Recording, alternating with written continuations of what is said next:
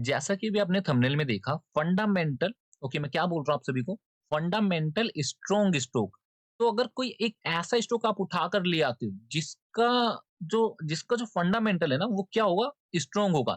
तो वहां पर क्या होता है, वहां पर आपकी पॉसिबिलिटी हाई हो जाती है। किसकी? विनिंग की पॉसिबिलिटी आपकी क्या हो जाती है? हाई हो जाती है। ऐसा देखो, मैं आपको कोई हवे हवे में नहीं बोल रहा हूँ।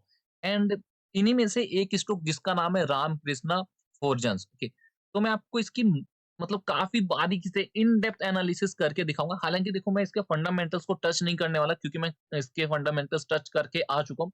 लेकिन अगर मैं आपको मोटा-मोटा ओवरव्यू दे दूँ ना, तो इसका रिज़ल्ट हाल ही में आया है 18 जनवरी को। ओके। तो मैंने प्रीवियस वीडियो में भी बताया था, अगर आपको आइडेंटिफ़ाई करना है कि स्टॉक का रिज़ल्ट पॉज़िटिव आया है कि नेगेटिव आया है, तो जो आपको अर्निंग का टैब देखने को मिलता है नीचे। ओके। अगर ये ग्रीन है मतलब रिजल्ट क्या है? पॉजिटिव आया है। ये रेड है मतलब ये नेगेटिव आया है। ये ग्रीन है, अगेन पॉजिटिव रिजल्ट आया है। ठीक है, ये तो हो गया इसका फंडामेंटल। हालाँकि इससे भी ज़्यादा मुझे इस कंपनी के बारे में पता है। लेकिन एनीवे, अभी हम टेक्निकल पे फोकस करते हैं। एक बार मैं इसका ओवरव्यू देख लेता हूँ ऑन वीकली टाइम फ्रेम। तो वीकली टाइम फ्रेम पर आप देखोगे ना, काफ़ी अच्छा, मतलब इतना बढ़िया स्टॉक, काफ़ी ज़्यादा अप ट्रेंड में। एंड मैं कह सकता हूँ, अगर आप अप ट्रेंड वाले स्टॉक में ट्रेड करते हो, तो अगेन देखो, फंडामेंटल से ही अप ट्रेंड में। ओके, फंडामेंटली ड्राइवन है इसको। ओके, फंडामेंटली इसको ड्राइव कर रहा है ऊपर ले जाने में। अगेन, डेली टाइम फ्रेम पर आकर आपको एनालिसिस विजिबल करके दिखाता हूँ कि क्यों ट्रेडर निकेश ये स्टॉक आप सभी के सामने लेकर आया है। तो यहाँ पर मैं समझने की क्या कोशिश कर रहा हूँ। ओके, समझो, एक ट्रेंड लाइन है। Okay, trend line breakdown. लेकिन जैसे यहाँ पर ब्रेकडाउन है ना, आप देखो कितनी ज्यादा शार्प बाइंग हमें अपसाइड में देखने को मिला है। अब यहाँ पर एक चीज आपको और ऑब्जर्व करना है कि यहाँ से क्यों बाइंग आ सकती है। ओके, क्योंकि देखो, first time, second time, third time, fourth time, fifth time, तो क्या सिक्स टाइम बाई आ सकती है? आ सकती है। तो मैंने आपको बोला क्यों आ सकती है, वो मुझे आइडेंटिफाई करना है। अगर यहाँ पर जो मेरे लॉजिक है, अगर यहाँ पर जो मेरा एंट्री पॉइंट है ट्रिगर होता है, then I will enter, then I will invest in this particular stock, otherwise I will ignore. Okay, तो अपने को करना क्या है वो समझो कि मैं आपको क्यों बोल रहा हूँ यहाँ पर बाई करना है। तो एक रेजिस्टेंस है। ओके, जिसका ब्रेकआउट आया था। आफ्टर ब्रेकआउट, आप समझो, आफ्टर ब्रेकआउट इस स्टॉक को ऊपर जाना होता तो ये ऐसे निकल जाता। लेकिन हम सभी को क्या पता है, कोई सा भी स्टॉक डायरेक्ट ऊपर जाएगा नहीं। सेकंड थिंग इज दैट, अगर इसको नीचे जाना होता, हमें हमें दोनों समझना है। ओके, हमें दोनों समझना है, ऊपर जाना होता है या फिर नीचे आना होता। अब इसको नीचे जाना होता, अगर यहाँ पर बायस ट्रैप थे तो ये ऐसे जा सकता था ना नीचे। आप खुद सोचो, आप अपना दिमाग लगाओ, जा सकता था ना नीचे। ठीक है, अभी मैं एक चीज और समझाता हूँ। अभी कई सारे ट्रेडर सोच रहे होंगे अभी जा ही तो रहा है, क्या पता सर इसका रीटेस्ट करके इस तरह नीचे जाए। वेल एंड गुड, अगर आप इस तरह सोचते हो तो। लेकिन मैं तो बायर हूँ। ओके, तो मुझे अपने हिसाब से भी सोचना है। अगर ये नहीं जाता है, क्योंकि मुझे क्या देखने को मिल रहा है, ट्रेंड लाइन।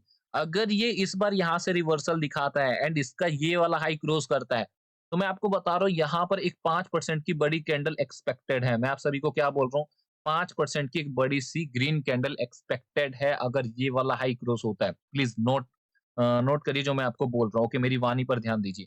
अगर इसका हाई क्रॉस होता है तो मुझे 5% की एक बड़ी सी ग्रीन कैंडल एक्सपेक्टेड है। हालाँकि देखो, अगेन मैं कोई सेबी रजिस्टर्ड नहीं हूँ, यहाँ पर एनालिसिस कर रहा हूँ based on my experience, logic, reason, psychology. Okay, तो एंट्री वगैरह की मैं बात करूँ, तो जैसा कि अभी मैंने आपको बताया, अगर इसके ऊपर मैं अपनी बाइंग साइड पोज़ीशन बनाता हूँ, तो ज़ाहिर-सी बात है इस ट्रेंड लाइन के ही नीचे मैं अपना एसएल लगाऊँगा। ओके, एंड एसएल कहीं न कहीं 5% का या फिर 40 पॉइंट्स का मुझे एसएल देखने को मिल रहा है। तो इसके अगेंस्ट में मुझे कितना चाहिए? ज़ाहिर-सी बात है 80 पॉइंट्स के मुझे टारगेट चाहिए रहेंगी। तो इसको मैं क्या कर लेता हूँ, ऊपर की ओर एक्सपेंड कर लेता हूँ। तो ये हो गया 1:2 जैसा कि हम देख पा रहे हैं। तो 81 यानी 80 पॉइंट 10% से मोमेंटम आता है, तो हमें ईज़िली 1:2 देखने को मिल जाएगा। कंक्लूज़न क्या रहने वाला है? कंक्लूज़न क्या रहने वाला है? अभी ये स्टॉक आ चुका है एंट्री के पास। ओके, अब ये क्या नहीं होना चाहिए? ये नहीं होना चाहिए बिल्कुल भी मिस। मिस हो जाता है तो समझ लेना। बाकी आप एक काम कर सकते हो, नीचे टेलीग्राम का लिंक देखने को मिल जाएगा, वहाँ से अब आपको डेली अपडेट्स देखने को मिलेंगे। किसी भी स्टॉक में अगर एंट्री लेता हूँ या फिर कोई स्टॉक जहाँ पर मैं वीडियो नहीं बना सकता मॉर्निंग में, आफ्टरनून में, तो वो मैं टेलीग्राम में अपडेट कर दूँगा। तो आई होप आप पहले स्टॉक को समझ गए होंगे। रामकृष्ण, ओके, रामकृष्ण, ठीक है, राम और हमारे कृष्ण दोनों प्रिय प्रियतम इसी में, ठीक। तो ये हो गया पहला बेस्ट स्विंग स्ट्रोक। अब हम चलते हैं सेकंड बेस्ट स्विंग स्ट्रोक की तरफ। हमारा जो सेकंड स्विंग स्ट्रोक है ना, जिसका नाम है उज्जीवन फिल्म सर्विस, जो कि कहीं न कहीं फाइनेंस के सेक्टर से निकल कर आ रहा है। अभी इस स्टॉक को मैंने क्यों सेलेक्ट किया हुआ है?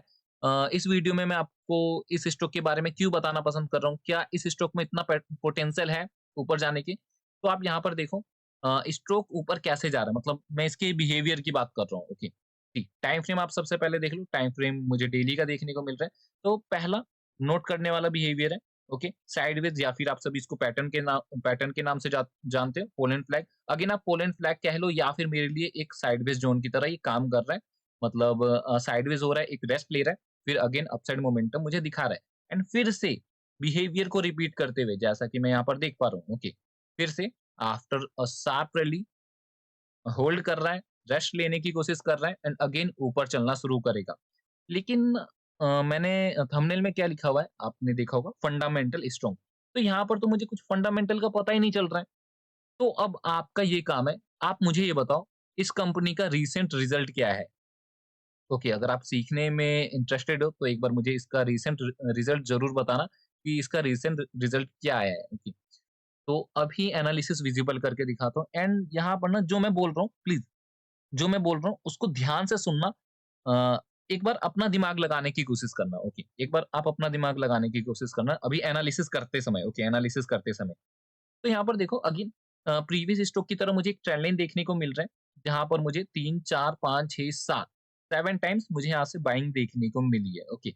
लेकिन 8 टाइम क्या हुआ, एक बड़ी-सी बिग रेड कैंडल देखने को मिल गई, जिसका रीटेस्ट हुआ। किसका रीटेस्ट हुआ? एक ट्रेंड लाइन का जो पहले सपोर्ट की तरह काम करता था, support become resistance, okay. Trend line की तरह एक्ट करता था, ओके, अभी रेजिस्टेंस की तरह एक्ट कर रहा है।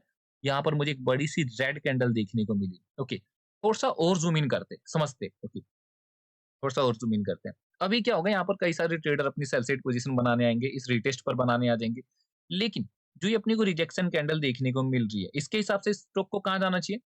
नीचे जाना चाहिए। क्या स्टॉक हमें नीचे जाता हुआ देखने को मिल रहा है क्या? एज़ ऑफ नाउ मुझे देखने को नहीं मिल रहा है। तो यहाँ पर ना जो प्रीवियस स्टॉक था, वहाँ पर सेफ ट्रेडर ईज़िली एंट्री कर सकते हैं। लेकिन ये स्टॉक मुझे कहीं न कहीं सेफ ट्रेडर के लिए बिल्कुल भी नहीं लग रहा है। देखो क्लियर, एकदम क्लियर मैं आपको बोल रहा हूँ, यहाँ पर सेफ ट्रेडर बिल्कुल भी एंट्री ना ले। तो इस केस में हम एंट्री कैसे ले सकते हैं? तो मैं चाहता हूँ एटलीस्ट जो ये वाला रेड कैंडल देखने को मिल रहा है ना, इसके हाई के ऊपर आप सभी अपनी बाइंग साइड पोजीशन बना के चल सकते हो। इसके हाई के ऊपर आप सभी अपनी बाइंग साइड पोजीशन बना के चल सकते हो एंड जो आपका एसएल निकल कर आता है, वो ये वाला लेवल निकल कर आता है 550 का। एक बार मैं आपको एग्ज़ैक्ट लेवल्स बता देता हूँ। अगर इसके ऊपर हम अपनी बाइंग साइड पोजीशन बनाते हैं एंड एसएल निकल कर आता है 4% 4.5% यानी 26-27 पॉइंट का एसएल निकल कर आ रहा है एंड 1:2 अपने को 1:2 चाहिए रहता है। अभी समझो एक चीज़ और जो कि पॉजिटिव पॉइंट हो सकता है वो क्या है? हम रिटेलर्स की तरह इसके ब्रेकआउट होने का इंतज़ार कर ही नहीं रहे हैं। आप समझ रहे हो ना, रिटेलर्स कहाँ पर आएँगे? इसके ब्रेकआउट पर आएँगे। ओके, यहाँ कहीं वो अपनी बाइंग साइड पोज़ीशन बनाएँगे, यहाँ कहीं, ओके। तो जैसे ही वो अपनी बाइंग साइड पोज़ीशन बनाएँगे, ऐसा हो सकता है वो स्टॉक वहाँ से नीचे गिर जाए। लेकिन हम यहाँ पर बाय कर रहे हैं, जहाँ पर काफ़ी कम ट्रेडर्स सोचते हैं बाय करने की। समझ पा रहे हो? तो हम यहाँ कहीं अपनी बाइंग साइड पोज़ीशन बनाएँगे। ये हमारा एसएल रहने वाला है 1:2 हमारे टारगेट्स निकल कर आते हैं एंड स्टॉक यहाँ तक भी आता है ना, समझो, स्टॉक अगर अपने इस वाले लेवल तक भी आता है, तो भी हमें ईज़िली 1:1 से ज़्यादा देखने को मिल जाएगा, लेकिन अपने को 1:2 चाहिए रहता है। ठीक है। तो आई होप आपको ये दोनों ही स्टॉक समझ आ रहे होंगे एंड इन दोनों स्टॉक के रिगार्डिंग कुछ भी क्वेरी है, नीचे कमेंट करिए। विद इन 1 टू 2 आवर मेरी तरफ से रिप्लाई देखने को मिल जाएगा and one thing is more that, जो कि मुझे कहीं न कहीं इससे ज़्यादा इम्पोर्टेंट लगता है बताना, वो क्या है?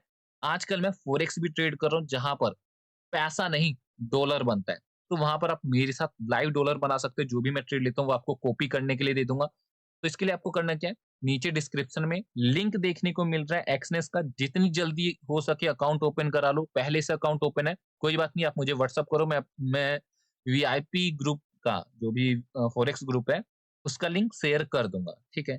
सो मुझे लगता है समय हो चुका है वीडियो के एंड करने का। So thank you so much and कुछ भी कमी देखने को मिलती है प्लीज़ एक अपना छोटा-सा फीडबैक ज़रूर देना। Okay, again thank you so much.